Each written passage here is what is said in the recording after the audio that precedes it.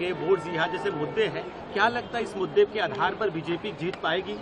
BJP जो है अपने काम के आधार पर जीत रही है। और ये जो आपने मुद्दे बताए ये विपक्ष ने बोला है, उन्होंने खुद अपने वो गाढ़ा कब्र जिसे कहते हैं वो खोदी हुई है। उन्होंने ये जाति के विभाग पर ये बांटना, लोगों को मजहब के विभाग पर बांटना जो है ये किसका काम है? ये उनका विपक्ष का काम है। लेकिन भारतीय जनता पार्टी ऑलरेडी वो इस स्टेट में उनकी पार्टी है, उनकी जो सरकार है, अगर उनको रिपीट किया जाएगा तो उनको काम के आधार पर रिपीट किया जाएगा। सेंसेशनलाइज इन्होंने करने की कोशिश की, लेकिन जो जनता समझ गई वो उन लोगों ने, जनता ने अब जिनको कोई भाव दिया नहीं। कंगना जी, योगी आदित्यनाथ ने जो नैरेटिव सेट किया है बटोगे तो कटोगे, इसको लेके कांग्रेस काफी एग्रेसिव है। उनका कहना है कि बीजेपी समाज को बांटना चाहती है। ये जो कहते हैं कि बटोगे तो कटोगे, कहीं ना कहीं ये this is a call for unity. एकता ही हमारी शक्ति। हम बचपन से पढ़ते आ रहे हैं, हम छोटे छोटे क्लासेस में हमें समझाया जाता है कि एकता ही हमारी शक्ति है। जब तक हम एक हैं तब तक नेक है, अगर हम बटेंगे तो हम कटेंगे। ये हर इंसान समझता है। और ये माइक्रो कॉस्म में, चाहे घर हो, हम परिवार में भी तो यही कहते हैं ना कि परिवार साथ में होना चाहिए। उसी तरह से जो है वो देश साथ में होना चाहिए। तो हमारी जो पार्टी है वो, हमारी पार्टी जो है सनातनी पार्टी है। अपनी संस्कृति को, अपने देश को, सबको एक साथ, इनफैक्ट हमारी पार्टी तो चाहेगी तो पीओके भी एक साथ में लेके चलेंगे, तो हमारी पार्टी तो सबको साथ में लेके चलने के लिए। लेकिन ये जो विपक्ष है, ये बांटने की इनकी जो थी साजिश, वो नाकामयाब हो रही है। अभी कहते ना खिसियाई बिल्ली खंभा नोचे, तो वैसा हाल। आज आदरणीय केंद्रीय राज्य रेलवे मंत्री बुट्टू जी के कर कमलों से यहाँ पे फुटओवर ब्रिज का शिलान्यास हुआ है। मैं बहुत आभार और अभिनंदन करती हूँ आदरणीय प्रधानमंत्री श्री नरेंद्र मोदी जी का। उनकी दूरदर्शी नेतृत्व में भारत में जो बुनियादी स्ट्रक्चर है, यानी हमारा जितना भी इंफ्रास्ट्रक्चरल डेवलपमेंट है, उसमें पंख लग गए हैं। आज जिस फुटओवर ब्रिज का यहाँ पर शिलान्यास करा गया है रेलवे मिनिस्ट्री द्वारा, उसको अगर आप देखें तो उससे लगभग फायदा मोटा मोटा 6 लाख लोगों को होता है। नारायणा गांव से लेकर नारायणा विहार, इंदरपुरी, बुद्धनगर से लेकर, अगर आप थोड़ा और इसका आयाम बड़ा करें तो पूसा रोड तक, यानी कृषि कुंज पूसा रोड तक, यहाँ पर 5 से 6 लाख लोगों का इससे फायदा होगा। ये ब्रिज 1966 में बना था, बहुत ही डिलैपिडेटेड, बहुत ही खस्ता हालत में हो गया था। मैं आभार करती हूँ रेलवे मिनिस्ट्री का कि 7 करोड़ रुपए की लागत से ये फुटओवर ब्रिज बन रहा है, जहाँ पे न केवल पैदल चलने वाले यात्रियों को सुगमता होगी, दिव्यांग लोगों के लिए भी प्रावधान करे गए हैं। और यहाँ पे 2 व्हीलर्स यानी 2 पहिया राइड्स जो हैं, उनके लिए भी यहाँ पर एक सुगम रास्ते का प्रावधान किया गया है। ये एक नया अध्याय है इंदरपुरी और इस विधानसभा की सुरक्षा के लिए, उनकी प्रगति के लिए और उनकी कनेक्टिविटी के अध्याय की एक नई नींव है।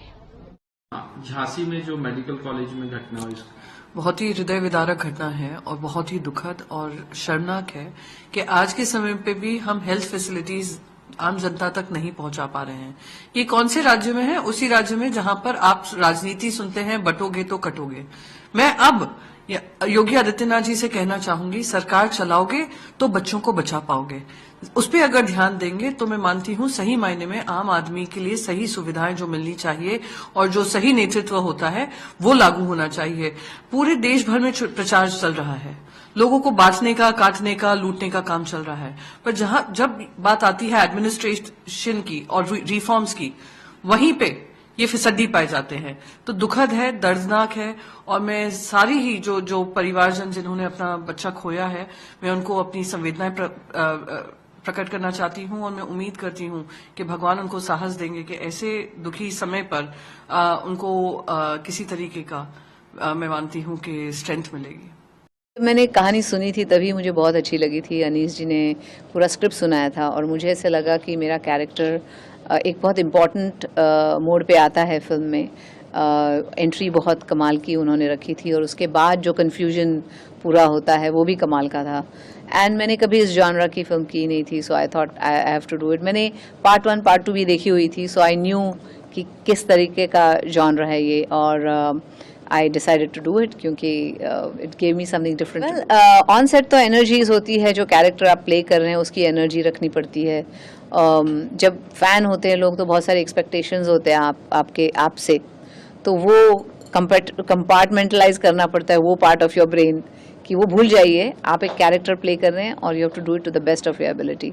तो इसी पे ध्यान और नज़र रखनी पड़ती है when you come on the set, क्योंकि आपको पता है कि सब हैं ही फैंस, लेकिन आप कुछ और करना चाह रहे, कुछ अलग करना चाह रहे, तो वो हमेशा ध्यान में रखना पड़ता है कि you are an actor first then everything else. जी, मैं 3 साल की थी जब मैंने कथक डांस सीखना शुरू किया था, और मुझे लगता है मैं 10 साल की थी जब मुझे नेशनल टैलेंट स्कॉलरशिप भी मिला था फॉर डांसिंग।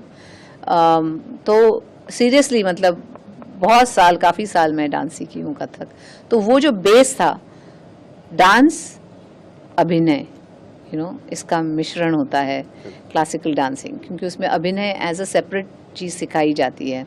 और of course there is dancing, जैसे तत्कार, ये वो सब जो फुटवर्क, तोड़े टुकड़े, बाकी सब कुछ होता है। ठुमरी होती है जिसमें अभिनय वगैरह ज़्यादा होता है। तो I think all that prepared me for acting. अभी 36 ईयर कंप्लीट किए आपके आइकॉनिक नंबर ने 1 2 3 4, कुछ खास यादें हैं उस वक्त की आपके पास? वेल 1 2 3 के लिए बहुत बड़ा सेट लगा था, और उन्होंने कहा था कि इस पे वक्त लगने वाला है शूटिंग वगैरह करने के लिए, तो आप डांस पहले सीख लीजिए। वो एक था, और मैं चाहती थी कि मैं रिहर्सल्स करूं सरोज जी के साथ, क्योंकि क्लासिकल डांस करना और बॉलीवुड डांस करना एक अलग डांस फॉर्म है, बॉलीवुड डांस। तो वो मैं, उसकी जो स्टाइल थी वो मैं सीखना चाहती थी, और वो सरोज जी से मुझे सीखने मिली। और जब 1 2 3 हमने पिक्चराइज किया तभी भी बहुत मज़ा आया, क्योंकि गाना ही ऐसा था। और मुझे याद है कि हमारे पास जूनियर आर्टिस्ट थे, कम पड़ गए एक दिन, तो जो स्ट्रीट पे जो चल के जा रहे थे उनको कि आपको शूटिंग देखनी है, आप आइए आइए, ऐसे करके पूरा महबूब हॉल पूरा फुल कर दिया था उन्होंने एंड तक। और जब वो जो ऑर्डिनरी पब्लिक थी उन्होंने गाना सुना तो उनको इतना अच्छा लगा, एक लड़के ने शर्ट उतार के ऐसे फेंक दिया हवा में। तो एन चंद्रा जी ने वो देखा, वो बोले ये बहुत कमाल की चीज हो गई, सब करो अभी। तो ऐसे लगना चाहिए कि वाकई एक रॉक कॉन्सर्ट चल रहा है किसी का, और उसमें लोग मजा ले रहे हैं डांस का। तो वो जो एनर्जी आ रही थी उस क्राउड से, वो अमेजिंग थी। उस वक्त भी अंदाजा था क्या शूट होते हुए कि ये इतना बड़ा गाना बनेगा? या मतलब ये था कि गाना बहुत अच्छा है, बहुत कमाल का गाना मिला है और डांस भी अच्छा हो रहा है, लेकिन ये नहीं पता था कि इतना आइकॉनिक हो जाएगा ये गाना। नहीं, क्या है, प्रायोरिटीज हैं। मतलब मेरी फैमिली मेरा पहला प्रायोरिटी है। जैसे सब कह रहे थे आप यहाँ नहीं थे, यहाँ पे भूल-भुलैया रिलीज हो गई, हिट हो गई, आप कहाँ हैं? But it's my 25th anniversary, wedding anniversary this year, and I, हाँ जी, थैंक यू। तो मैं ग्रीस गई थी with my husband to celebrate my 25th। तो that was my priority at that point. मैंने कहा मैं वापस आऊँगी तो आई विल डू वो द इंटरव्यूज़ और जो भी आप चाहते हैं मुझे करने के लिए।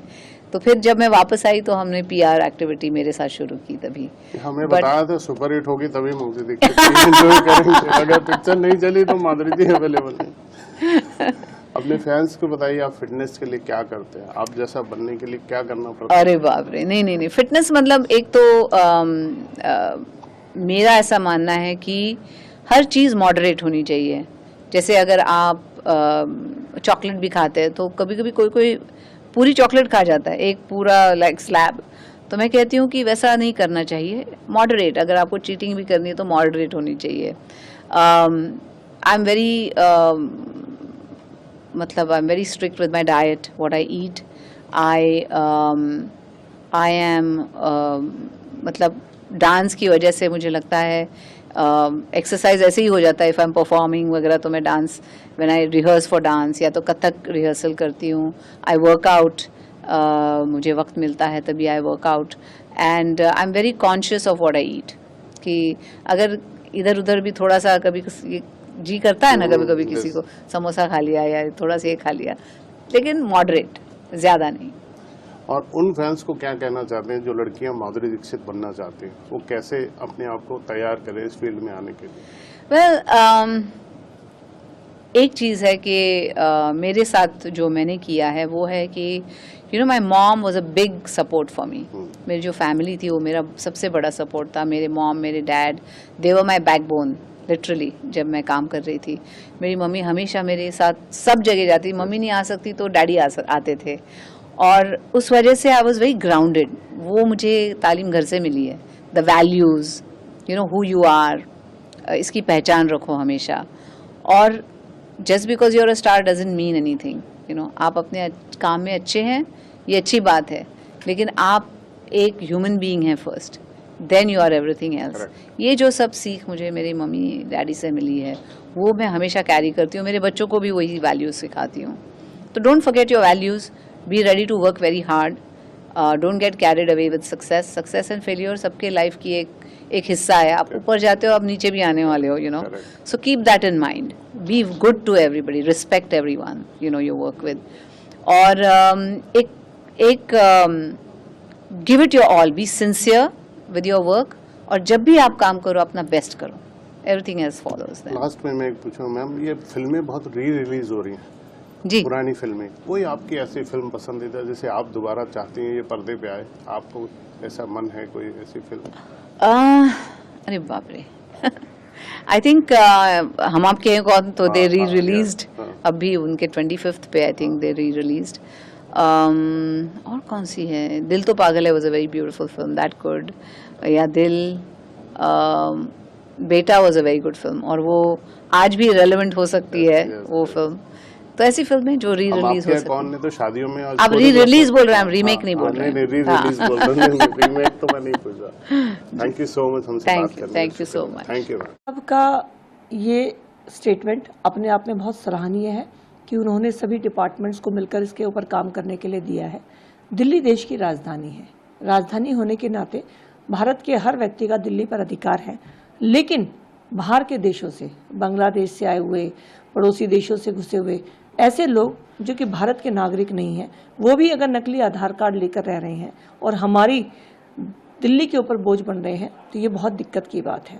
तो ऐसे अनआइडेंटिफाइड लोग जिनके पास आधार कार्ड नकली हैं, क्योंकि मेरे क्षेत्र में ऐसा हुआ है कि जब पेटीएम किया तो नाम दूसरा निकला और उसका आधार कार्ड किसी और नाम से था, तो ये चीज़ें बहुत चिंता का विषय है। इसलिए दिल्ली देश की राजधानी होने के नाते सबकी चिंता होनी चाहिए, और दिल्ली सरकार को भी इसको सीरियसली देखना चाहिए कि आधार कार्ड के अंदर क्या गड़बड़ हो रही है, और अपने ऑफिसर्स को अपॉइंट करना चाहिए, और एलजी साहब का ये प्रयास बहुत सराहनीय है। इसमें एक चीज़ और निकल कर आ रहा है, झूठे मतदाता पत्र बनाए जा रहे हैं इन लोगों के जो नागरिक नहीं है, ताकि उन्हें मतदान बना के अपना वोट बैंक को बढ़ाया जाए, इस तरह के आरोप भी बीजेपी पर। मैं सोच रही थी कि पिछले 10 सालों में मोदी जी के राज में, भाजपा के राज में, और यहाँ जो 2.5 सालों से आपकी जो सरकार रही है उसके राज में सच्चाई की अहमियत क्या रह गई है। ऐसे मंचों पर चाहे मंत्री हो, प्रधानमंत्री हो, बड़े बड़े नेता हो, कुछ भी कह देते हैं, उनको ये परवाह नहीं होती कि मैं जो कह रहा हूं, मैं जो जनता के सामने रख रहा हूं, ये सच है कि नहीं है, ये भलाई की बात है कि नहीं है, क्या मैं जनता के जज्बातों के साथ खिलवाड़ कर रहा हूं, राजनीति कर रहा हूं, या जनता की भलाई की बात कर रहा हूं। आज मुझे ताज्जुब होता है कि इसी महाराष्ट्र में, जिस पर हम सबको गौरव है, हमारे पूरे देश को गौरव है, छत्रपति शिवाजी महाराज जी का अपमान हो रहा है, आपका अपमान हो रहा है। वही नेता मोदी जी और उनके साथी, वही नेता जो मंच पे खड़े होते हैं और उनका नाम लेते हैं, उनका सम्मान नहीं करते। 7 साल पहले प्रधानमंत्री जी ने शिवाजी महाराज की प्रतिमा का शिलान्यास किया, बाद में चुपचाप से बनाना बंद कर दिया। संसद के बाहर जो उनकी प्रतिमा थी वो हटा दी, और जो सिंधुदुर्ग में प्रतिमा बनाई वो तो दह गई, क्योंकि उसको बनाने में ही इतना भ्रष्टाचार था। तो फिर नाम लेने का फायदा क्या है जब आप अपमान करेंगे। मोदी जी बार बार बाला साहेब ठाकरे जी का नाम लेते हैं मेरे भाई के संदर्भ में। मैं राहुल जी की बहन हूं, मैं कहती हूं मोदी जी सुन लीजिए, सुन लीजिए, बाला साहेब ठाकरे जी का नाम सुन लीजिए, और ये भी सुन लीजिए कि हां हमारी विचारधारा अलग थी, हां हमारी राजनीतिक सोच अलग थी, लेकिन न बाल ठाकरे जी और न कांग्रेस पार्टी का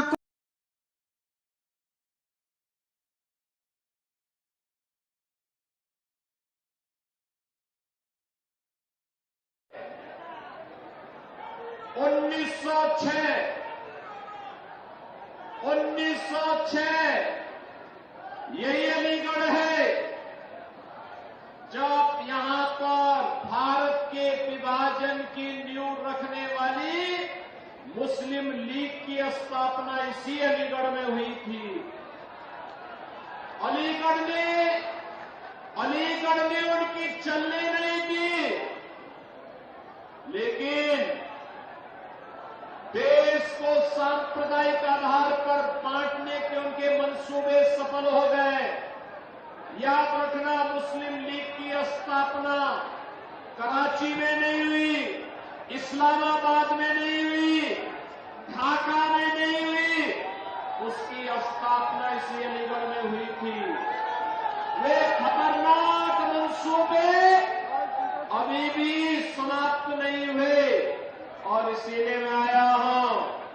उस समय जो काम समाज को बांटने का, उस समय जो विभाजन की खाई समाज को बांटने का मुस्लिम लीग कर रही थी, वही कार्य तो आज समाजवादी पार्टी आपके बीच में कर रही है, वही काम कर रही है।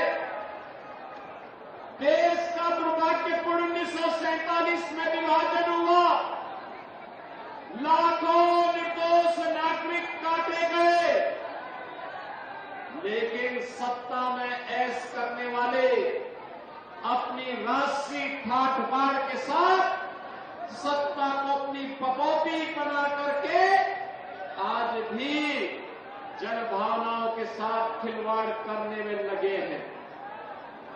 बहन और भाइयों, मुझे कहने में कोई गुरेज नहीं।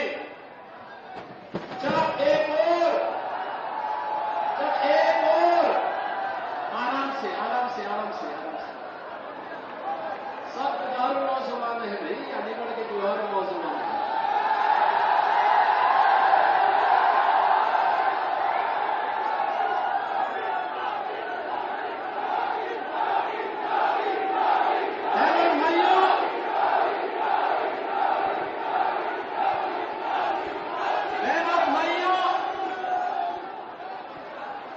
मैं आप सबसे यही कहने के लिए आया हूं, जो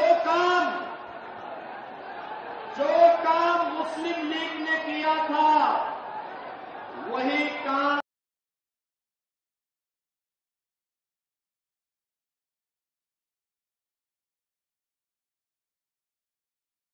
यही है। पीएम विश्वकर्मा योजना का यहाँ पर हम लोग ने नाटक देखा और पीएम विश्वकर्मा की योजना के माध्यम से 18 ट्रेड में छोटे छोटे जो हमारे कारीगर गांव घर के रहते हैं, जिनके बल पर हिंदुस्तान जगत गुरु कहलाता था, पुनः हमारी जो समृद्धि थी उसको प्राप्त करने के लिए माननीय प्रधानमंत्री जी ने प्रयास किया है और पीएम विश्वकर्मा योजना को लागू किया है और गांव-गांव तक हर जगह लोगों को रोजगार देने का इन्होंने कवायद की है। आज हिंदुस्तान में, संसार में सबसे ज्यादा युवा लोग हैं, बेरोजगारों की ज्यादा संख्या है, नौकरी नहीं दी जा सकती है। वैसी परिस्थिति में रोजगार ही उनके लिए संबल है और वो पीएम विश्वकर्मा योजना से दिया जा रहा है।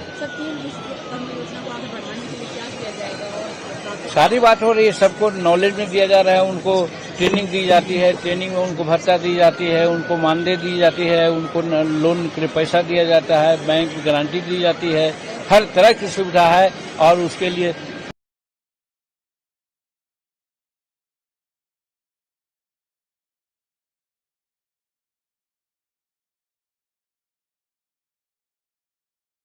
बहुत ही झांसी की घटना जो है दिल को झंझोड़ देने वाली घटना है। जो दृश्य वहां दिखाई दे वो देख नहीं सकते आप।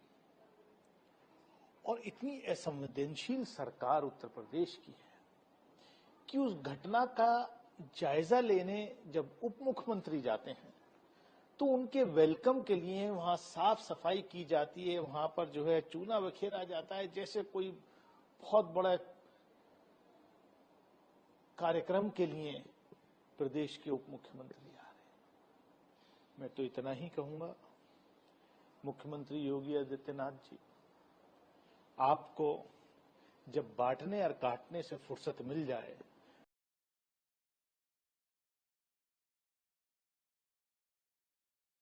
जो इससे अलग मत रखते हैं, लेकिन मेरा यहाँ पर कहना है कि महायुति के कुछ लीडर्स हैं, बीजेपी के भी हो सकते हैं, लेकिन महायुति के हैं। खासकर अगर आपके एसपी अजीत दादा की बात की जाए, अजीत पवार ने साफ तौर पर कहा, फडणवीस जी ने कहा कि बिल्कुल सही बात है, बटेंगे तो कटेंगे, आप भी कह रहे हैं और अन्य नेता भी। अजीत पवार जी कह रहे हैं कि ये जो नारा दिया गया इससे मैं बिल्कुल सहमत नहीं रखता, ये डिवाइड वाली चीजें हैं, ऐसे नारे नहीं देने चाहिए जो योगी जी ने दिए। तो आखिर दो मत क्यों हो रहा है? जब एक ही अलायंस पार्टी है तो मत अलग अलग कैसे? ऐसा कि हर बार जब अलायंस बनता है तो कॉमन मिनिमम प्रोग्राम में बनता है। अब ऐसा कॉमन मिनिमम प्रोग्राम जब सरकार बनेगी तो स्वाभाविकता आएगा।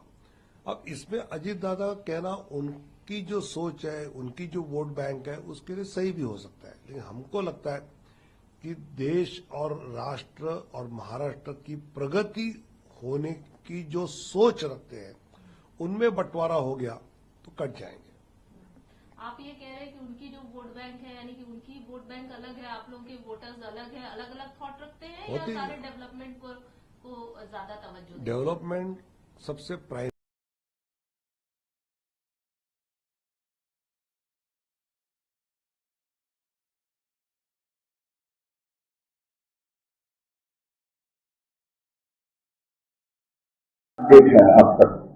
देखिए, कल टू व्हीलर टक्कर को लेकर दो पक्ष का बीच में झगड़ा हो गया था।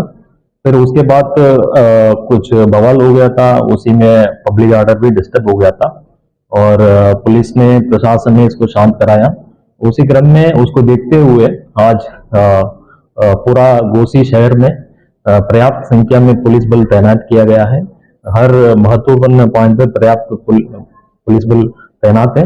एडिशनल एसपी और सीओस और 5-6 थाने का थाना प्रभारी वो भी नियुक्त किया गया है। पीएसी भी नियुक्त किया गया है। सेक्टर स्कीम लागू किया गया है और सोशल मीडिया भी मॉनिटरिंग किया जा रहा है। जिसका चोट लगी थी उनको बनारस में इलाज चल रहा है। अभी यहाँ का मऊ का डॉक्टर भी उनको चेक किया गया है और डॉक्टर ऐसे लगातार वार्ता हो रहा है, वो अच्छे कंडीशन में है, जल्दी रिकवरी होके आ जाएंगे। और जो सोशल मीडिया में कुछ कल अफवाह फैला रहा था उसी के लेकर ये हो गया था। लेकिन मैं आप लोगों के माध्यम से सबसे अनुरोध करना चाहता हूँ, सोशल मीडिया पर जो भी आता है वो अफवाह का ध्यान ना दे और जो भी जानबूझकर इसको अफवाह फैलाते हैं उन लोगों के खिलाफ कड़ी कार्रवाई की जाएगी। सर, अभी तनाव को लेकर पूरे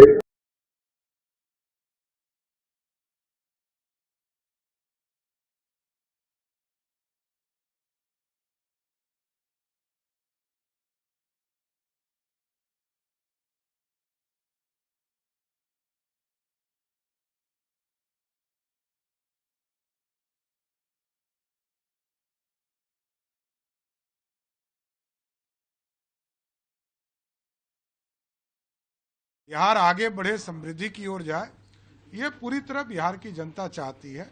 ये राष्ट्रीय जनता दल नहीं कर सकता। बिहार में यदि अंधेरा है, रोड नहीं बन पाए, बिहार में यदि आज हॉस्पिटल पूरी तरह फंक्शनिंग नहीं है, तो सिर्फ और सिर्फ लालू प्रसाद जी दोषी हैं। जिस तरह देश में यदि आरक्षण बहुत पहले लागू हो गया होता तो आज देश में आधा पूरे देश में जितने सेक्रेटरी हैं उसका आधा ओबीसी समाज के लोग होते। लेकिन देश के कांग्रेस